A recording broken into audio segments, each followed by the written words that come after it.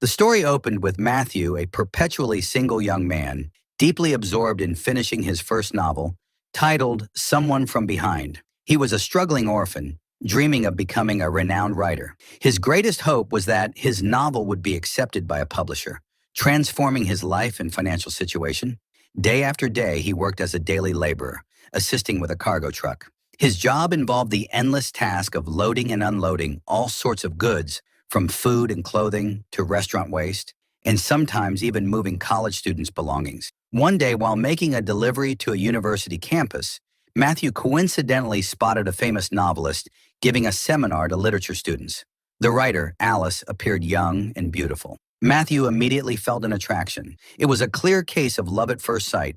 However, as he was enjoying gazing at Alice, his friend abruptly snapped him back to reality, reminding Matthew that they were just common laborers. Matthew then shrugged it off and went back to work. Days later, Matthew received the long-awaited reply from the publisher. Unfortunately, his novel was rejected, crushing his hopes in a matter of seconds. Undeterred, he called the publisher to ask which parts of his writing were unappealing. He hoped to revise his novel, but the call was immediately disconnected. The very next day, Matthew was back at work, assigned to clean an apartment. Its elderly tenant had passed away 2 days prior. The apartment owner explained that the old man had rented the place for 35 years, living alone without any family, and no one had ever visited him. They were instructed to take some furniture to a charity, while the remaining items should just be thrown away.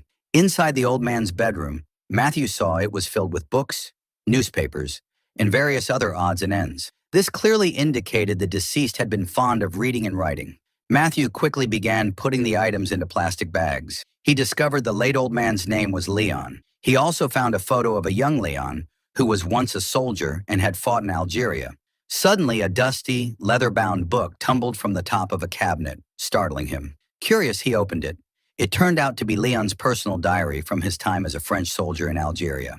Matthew immediately recognized the exceptional quality of the writing. It vividly recounted Leon's life, from his first kill to his profound anxieties on the battlefields of Africa. Back at home, Matthew still struggled to write a new novel. He couldn't figure out how to create a story that could truly move readers. Then, an idea sparked. He would write a novel based on Leon's diary. It chronicled Leon's life as a soldier, describing a terrifying atmosphere where the sky turned dark, hands were red with sin, and how he wrestled between harsh orders and his own conscience, especially as women and children also became victims in that Algerian conflict.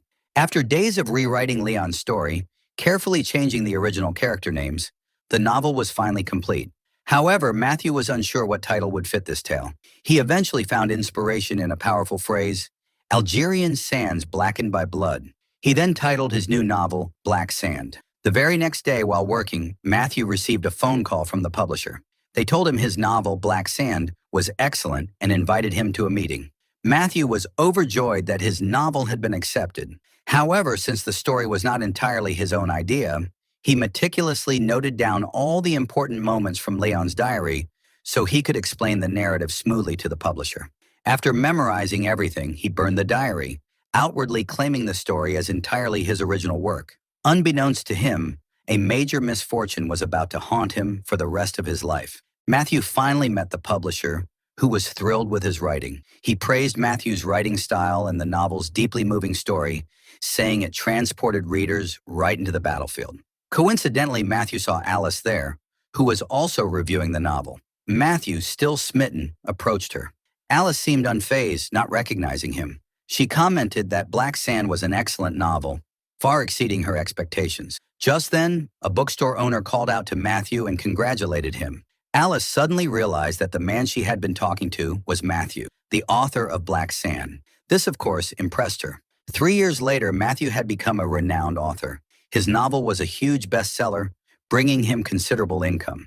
Even better, Alice was now his girlfriend. She invited him to meet her wealthy parents, Alain and Helen, who lived in a luxurious mansion on the beach. There, Alain proudly showed off his collection of rare French Royal-era weapons. Afterward, Alice took Matthew for a walk along the coast and even showed him a shed where she used to play hide-and-seek with her father as a child.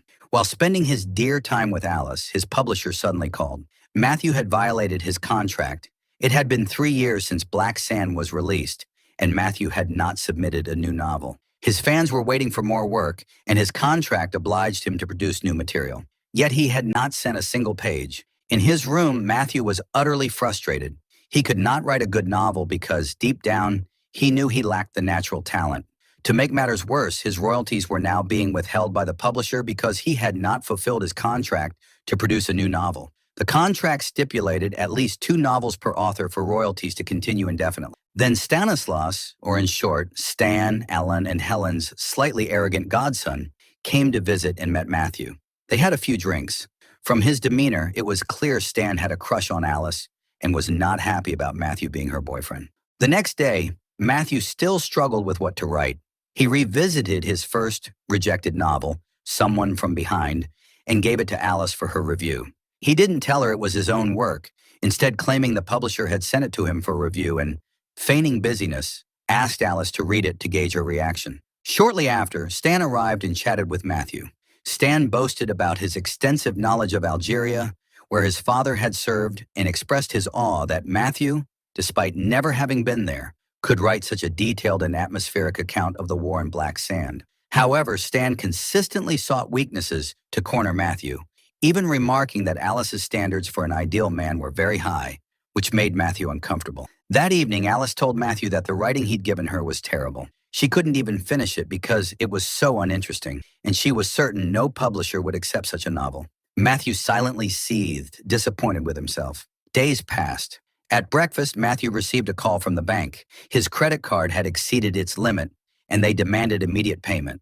Matthew panicked. His account was empty because his royalties were withheld due to breaching his contract with the publisher.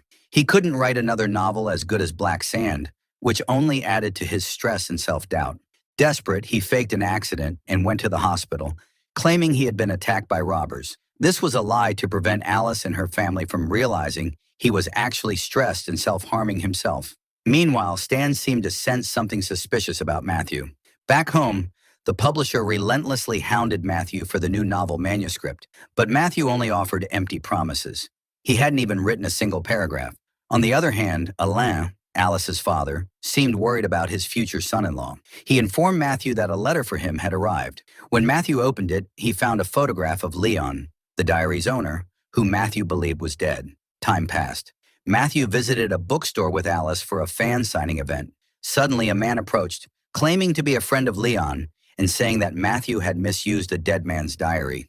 The man, identified as Arnaud, demanded $500 million as hush money, threatening to expose to the public that Black Sand was not Matthew's original work. The next day, Arnaud called, demanding the money. Matthew asked for time, explaining that his account was empty.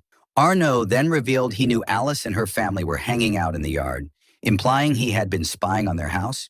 Matthew, cornered, promised to give Arnaud a very expensive pistol from Alain's collection. Unbeknownst to Matthew, Stan was standing behind him, overhearing the conversation about the pistol. Later that night, it was time for Matthew to steal that collector's pistol. He used Alain's golf glove and broke a window to make it look like a burglary.